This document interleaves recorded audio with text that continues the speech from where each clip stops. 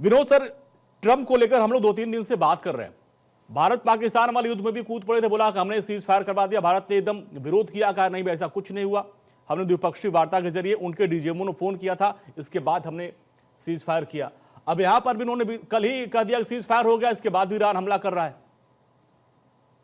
हाँ बिल्कुल, आप देखिए ट्रम्प साहब की जो इमेच्योरिटी है, हाँ, या जिस तरह से एक पॉलिटिशियन या स्टेट्समैन को अपना मतलब जो वक्तव्य है वो बड़े नपे तुले देने चाहिए, क्योंकि उनका बड़ा दूरगामी असर होता है। हाँ, अब वो केवल इस ख्याति के लिए के साथ मुझे नोबेल पीस प्राइज के लिए रिकमेंड किया जाए या मैं ही पूरे विश्व को चला रहा हूँ, ये बड़ी गलतफहमी के शिकार है वो।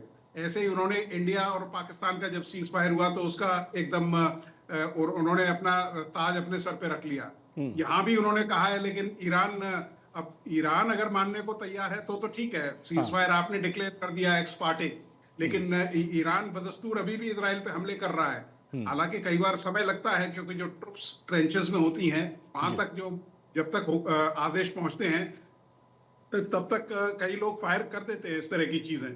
लेकिन अब देखना होगा कि इसके बाद क्या ईरान फिर मतलब अटैक करता है, तो इसका मतलब वो सीज फायर का उल्लंघन करता है, या कोई आधिकारिक अगर बातचीत हुई है या कोई लीगल डॉक्यूमेंट पे उन्होंने साइन किया है या तो इस बात से माना जाएगा। अदरवाइज तो ये केवल वक्तव्य है। और उन्होंने पहले भी कहा था जब वो प्रेसिडेंट बने थे, तो आपको याद होगा कि साहब मैंने पुतिन साहब से आधे घंटे बात करी है। हाँ, और पुतिन साहब ने उसका खंडन किया था कि साहब मुझसे कोई बात ही नहीं हुई है। जी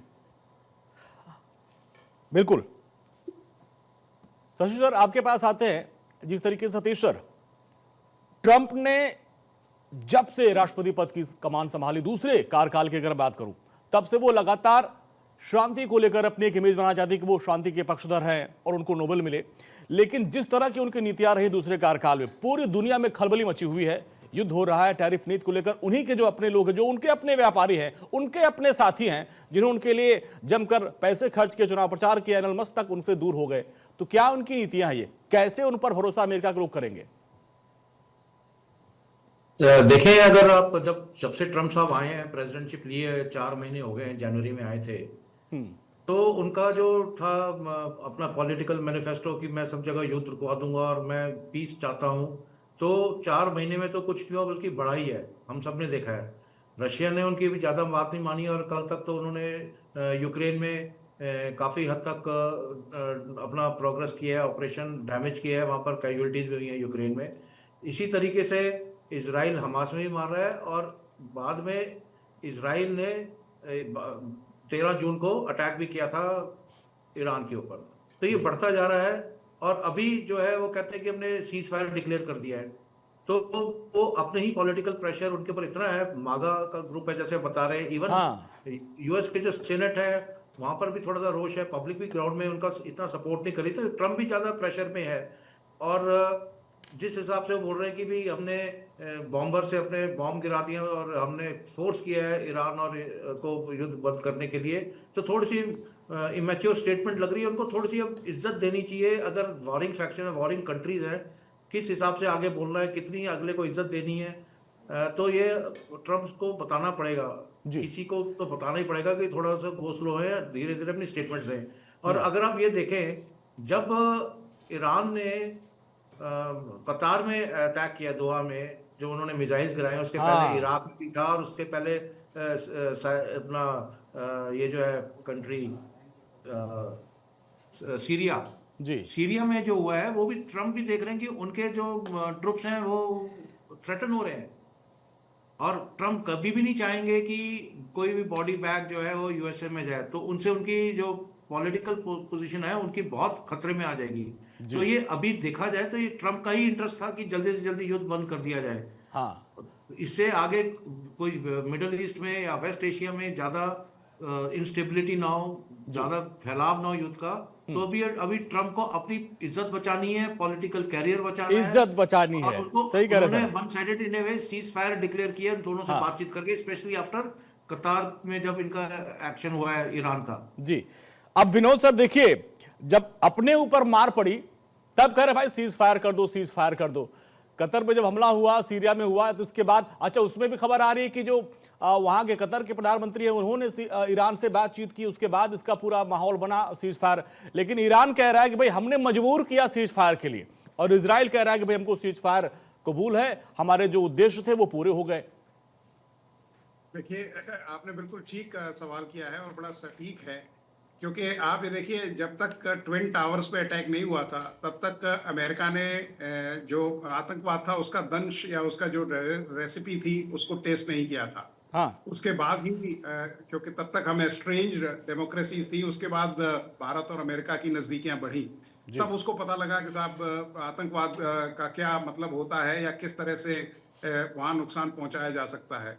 यही चीज आपने कहा कि जब ईरान ने रिटेलिएट किया, क्योंकि ईरान यकीनन वहां तक तो नहीं पहुंच सकता, लेकिन हाँ उसके प्रॉक्सीज जो है, चाहे वो हमास हो, हिजबुल्लाह हो, वो अमेरिका में या अमेरिकन बेसिस में इस तरह का नुकसान पहुंचा सकते हैं। और आप देखिए हूथी किस तरह से अमेरिका पे, जब इजराइल हमास का युद्ध चल रहा था, तो किस तरह से उसने उसके पानी के जहाजों को और भी कई चीजों को नुकसान। सर आपके पास एक बड़ी खबर आ रही है, इजराइल ने अपना एयर स्पेस खोल दिया है। इजराइल सीज फायर के बाद उसने अपना एयर स्पेस खोल दिया। ये देखिए एक बड़ी जानकारी आ रही है, यानी इजराइल की तरफ से अब सीज फायर को लागू कर दिया गया, मान लिया गया है। इजराइल ने अपना एयर स्पेस खोल दिया और सीज फायर के बाद इजराइल ने यह कदम उठाया है। और इजराइल की तरफ से प्रधानमंत्री नेतन्याहू ने भी साफ साफ कहा कि औपचारिक ऐलान कर दिया। उन्होंने कहा कि हमारे जो उद्देश्य थे वो पूरे हो चुके। हमारा उद्देश्य था ईरान के परमाणु कार्यक्रम को ध्वस्त करना, और वो हमारा पूरा।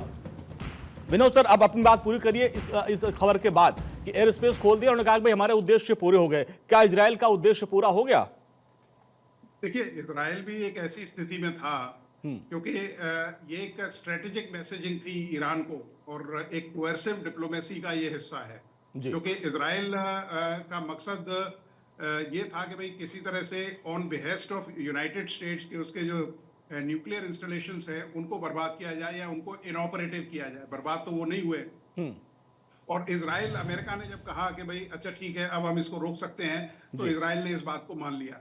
इजराइल भी देखिए मतलब कहते हैं कि सामरिक तौर पे से, क्योंकि जो देश इतने दिनों से युद्ध लड़ रहा है, because war cost you money, और उनके भी जो सामरिक संसाधन हैं वो कम होते जा रहे हैं। हालांकि अमेरिका से उसको मदद मिल रही है और देशों से उसको भी मदद मिल रही है, लेकिन इजराइल भी ये नहीं चाहता था कि उसकी छवि, क्योंकि आज तक आप देखिए कभी भी इजराइल की जमीन पे इतने अटैक नहीं हुए, इतना नुकसान नहीं हुआ जी। तो इजराइल अपना जो वर्चस्व है उस एरिया में खोना नहीं चाहता, और अमेरिका बैक्ड उसकी जो मतलब इकोनॉमी है या जो उसका साहस है या जो उसका मिलिट्री पोटेंशियल है, वो ये चाहता है कि साहब वो बरकरार रहे।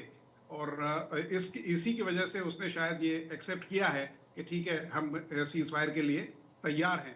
लेकिन अब ईरान इसको ऑनर करता है कि नहीं, हालांकि हम चाहते हैं कि साहब विश्व में शांति रहे, वेस्ट एशिया में शांति रहे, तो वो पूरे विश्व के लिए एक अच्छी पहल है जी। तो इन सब चीजों में देखना। विनोद सर, एक और बहुत बड़ी खबर आ रही है, स्ट्रेट ऑफ हॉर्मुज पर चीनी मीडिया का दावा है कि स्ट्रेट ऑफ हॉर्मुज बंद होने का फैसला टल गया है। सीज फायर के बाद स्ट्रेट ऑफ हॉर्मुज पर फैसला हुआ है और इसको बंद करने का जो फैसला था उसको टाल दिया गया। खबर थी कि अमेरिकी राष्ट्रपति ने चीन से बात की और कहा कि भाई समझाओ ईरान को, और अब चीनी मीडिया में दावा किया गया कि स्ट्रेट ऑफ हॉर्मुज पर जो फैसला आ गया है।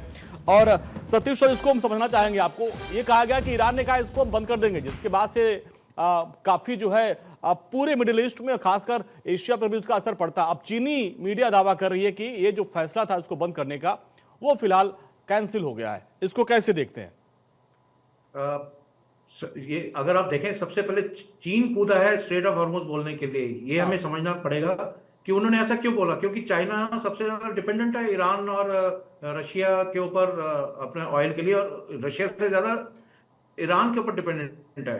और तकरीबन 24% की होल्डिंग है ईरान की ऑयल, जो उनकी क्रूड ऑयल की जो क्षमता है वो पूरे 24% है। और चीन का डिपेंडेंसी दिखाता है कि वो चाइना भी डेस्परेट था, और इसीलिए उन्होंने स्ट्रेट ऑफ हॉर्मुज का पहले सीधा बयान दे दिया है। और साथ ही साथ में अगर मैं एक और चीज बताना चाहता हूं, जो ईरान की भी डेस्परेशन थी इस युद्ध को बंद करने के लिए, वो ऊपरी तरफ से दिखा रहे हैं कि भाई हमने नहीं किया है, हम बाद में तोड़ेंगे, पहले देखेंगे इजराइल क्या ऐसे करता है। पर ईरान की ज्यादा डेस्परेशन थी, क्योंकि मिलिट्री ऑब्जेक्टिव अगर देखें या पॉलिटिकल ऑब्जेक्टिव देखें, यूएसए और इजराइल ने ऑलरेडी अचीव कर लिए थे। उनके सारे न्यूक्लियर प्लांट्स बर्बाद हो चुके हैं, उनके बशर के अलावा। और साथ ही साथ उनके जो आर्मी की और आईआरजीसी की जो हायरार्की है वो खत्म हो चुकी है, जी। उनका इंटेलिजेंस खत्म हो रखा है, उनके जो है न्यूक्लियर साइंटिस्ट बर्बाद हो गए जी। हैं। और भी इसके अलावा उनकी कैजुअलिटी रेट सिविल पॉपुलेशन की बहुत ज्यादा हाँ। है। फेयरल एयर सिचुएशन तो ऑलरेडी अवेलेबल ईरान अपना इजराइल और यूएसए ने बना के रखी हुई है, उनको उड़ने नहीं दे रहे। जी। उनके अभी न्यूज समाचार में आ रहा था कि उन्होंने इजराइल ने बिल्कुल। कल